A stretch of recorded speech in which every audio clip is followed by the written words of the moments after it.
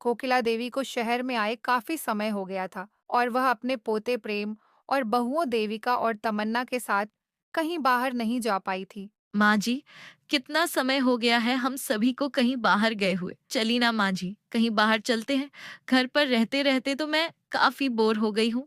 लेकिन देविका बहू, इतनी गर्मी में हम सभी कहाँ जाएंगे? 2 घंटे में ही हम सबकी हालत खराब हो जाएगी।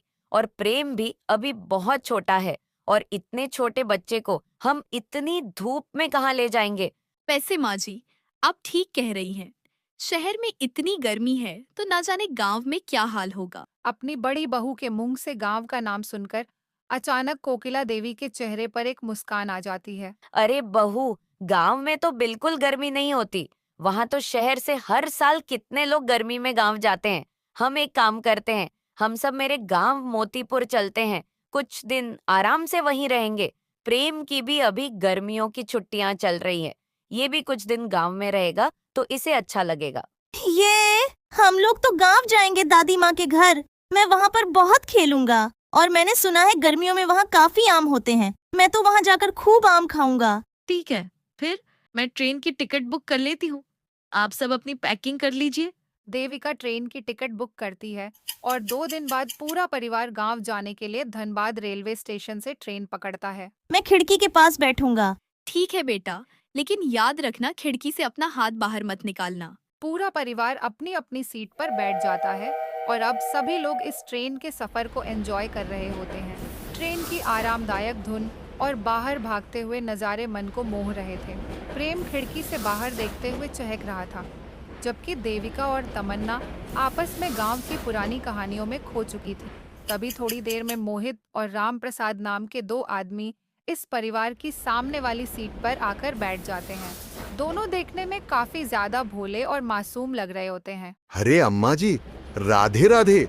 लगता है आप ही गांव जा रही हैं। हाँ बेटा, सोचा इस साल छुट्टियों में गांव हो आए। मेरे पोते प्रेम की अभी गर्मियों की छुट्टी चल रही है, सोचा इसे भी गांव दिखा लाऊं। तुम तो जानते ही हो कि शहर में अभी कितनी गर्मी है। ये तो आपने बहुत अच्छा किया। हम भी गांव ही जा रहे हैं। बहुत समय हो गया अपने घर गए हुए। मोहित और राम प्रसाद की बातों में गांव के प्रति अपनापन झलक रहा था और उसकी दोनों बहुओं से धीरे धीरे अपनी बातचीत बढ़ाने लगते हैं। वे कभी मौसम की बात करते तो कभी ट्रेन के खाने की और कभी गांव की यादों में खो जाते। थोड़ी देर में चाय और कुरकुरे वाला उनकी सीट के पास आ जाता है। कुरकुरे ले लो, चिप्स ले लो, कोल्ड ड्रिंक ले लो, चाय ले लो। माँ, मुझे कुरकुरे खाने दो। माँ, दिला दो ना प्लीज। मुझे कुरकुरे खाने का बहुत मन है। नहीं बेटा, अभी आपने थोड़ी देर पहले ही तो चिप्स खाया है। अभी फिर आपको कुरकुरे खाने हैं? अरे बहन जी, बच्चा है और ट्रेन में अगर ये सब खाते हुए समय नहीं गुजारेंगे तो सफर फीका नहीं हो जाएगा। उसने बिना किसी देरी के जेब से पैसे निकाले और चाय वाले से कहा, अरे भाई साहब, ये बड़ा वाला कुरकुरे का पैकेट बच्चे को दे दीजिए। साथ में 5 चाय भी लगा दीजिए। अरे भाई साहब, ये सब की क्या जरूरत थी? आप क्यों तकलीफ कर रहे हैं? अरे बहन जी, क्या हुआ? सिर्फ चाय ही तो है। वैसे भी अम्मा जी तो हमारी बिल्कुल माँ जैसी हैं। आप दोनों बहनों जैसी हो। मोहित और राम प्रसाद का इतना अच्छा बर्ताव देखकर स्वाति और कोकिला देवी उन दोनों से काफी ज्यादा घुल मिल जाती हैं। उनकी बातों में पूरी तरह से खो जाती हैं। लेकिन तमन्ना को वो दोनों आदमी कुछ खास पसंद नहीं आते। उसकी अंतरात्मा उसे बार बार आगाह कर रही थी कि कुछ तो गड़बड़ है। वह उन दोनों की हर हरकत को बारीकी से नोटिस कर रही थी। अरे अम्मा जी, सुना है आजकल ट्रेन में बड़ी चोरियां हो रही हैं। अपने अपने पैसे और कीमती सामान तो संभाल कर रखे हैं ना आप लोगों ने? अरे हाँ बेटा, मेरे पैरों के पास जो बैग है, मैंने उसी में ही पैसे संभाल कर रखे हुए हैं। कोई चोर इस बैग को हाथ तो लगा कर दिखाए। ये आप क्या कर रही हो माँ जी? हमने पैसे किस में रखे हैं आप इन दोनों आदमी को क्यों बता रही हो? कहीं हमारा बैग लेकर भाग गए तो? हमें किसी अजनबी पर इतना भरोसा नहीं करना चाहिए। हम इन्हें जानते ही कहाँ हैं। अरे तमन्ना बहू, तू भी ना कितना शक करती है। जरा इनके चेहरे तो देख। तुझे लगता है कि दोनों चोर होंगे? तू भी ना। तमन्ना चुप हो जाती है, लेकिन उसका शक बढ़ता ही जाता है। ऐसे ही बातों बातों में कब सुबह से रात हो जाती है पता ही नहीं चलता। सभी लोग ट्रेन में मिलने वाला खाना खा लेते हैं और अब सबके सोने का वक्त आ जाता है। ट्रेन की हल्की धमक और डिब्बे की शांत रोशनी में माहौल और भी शांत हो गया था। तभी मोहित बाहर से 5 कोल्ड ड्रिंक की बोतल लेकर और एक चॉकलेट लेकर आता है। लीजिए अम्मा, आप सबके लिए कोल्ड ड्रिंक और प्रेम बेटा, ये आपके लिए चॉकलेट लेकर आया हूँ। तुम्हें चॉकलेट पसंद है ना बेटा? हम सबने अभी तो खाना खाया है। और प्रेम बेटा, कितनी बार मना किया है कि रात में चॉकलेट नहीं खाते। ये चॉकलेट अंकल को वापस दो। अरे तमन्ना बहू, खाने देना कौन सा वो रोज रोज खाता है। और मैंने सुना है कोल्ड ड्रिंक पीने से खाना हजम होता है। वैसे हम लोगों ने इतना सब कुछ खाया है तो ऐसे तो मुझसे सोया जाएगा नहीं।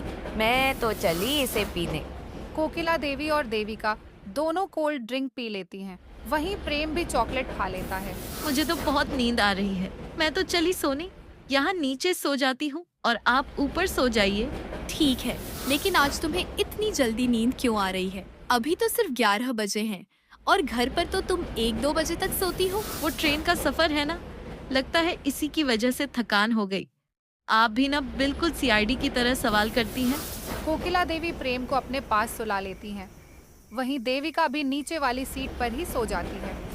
धीरे धीरे ट्रेन में बैठे सभी लोग अब सोने लगते हैं। ट्रेन में सिर्फ हल्की सी धमक और कुछ लोगों के खर्राटों की आवाज आ रही थी। वहीं तमन्ना ऊपर वाली सीट पर जाकर लेट जाती है, लेकिन उसकी आंखें खुली थी। वह रात के सन्नाटे में उन दोनों आदमियों पर अपनी नजरें गड़ाए हुए थी। जैसे ही घड़ी में रात के 1 बजते हैं, सीट पर सो रहे वो दोनों आदमी अचानक से उठ जाते हैं। सब सो रहे हैं, चलो अपने काम को अंजाम देते हैं। मोहित सीट के नीचे से कोकिला देवी का बैग निकालता है और उसके अंदर रखा हुआ सारा पैसा निकालकर अपने पास रख लेता है। वहीं कोकिला देवी और देविका के गले में जो सोने की चेन थी, उसे भी वो बड़ी फुर्ती से निकाल लेते हैं। बुढ़िया की दूसरी बहू ने भी सोने की चेन पहन रखी थी, लेकिन वो तो वहाँ पर ऊपर सो रही है। रहने देते हैं, कहीं उसके गले की चेन निकालने के चक्कर में किसी ने हमें देख लिया ना तो गड़बड़ हो जाएगी। दोनों चोर चोरी का सामान अच्छे से अपनी जैकेट और पैंट के अंदर रख लेते हैं, यह सोचकर कि ट्रेन में अभी सभी सोए हुए हैं और कोई भी उन्हें देख नहीं रहा है।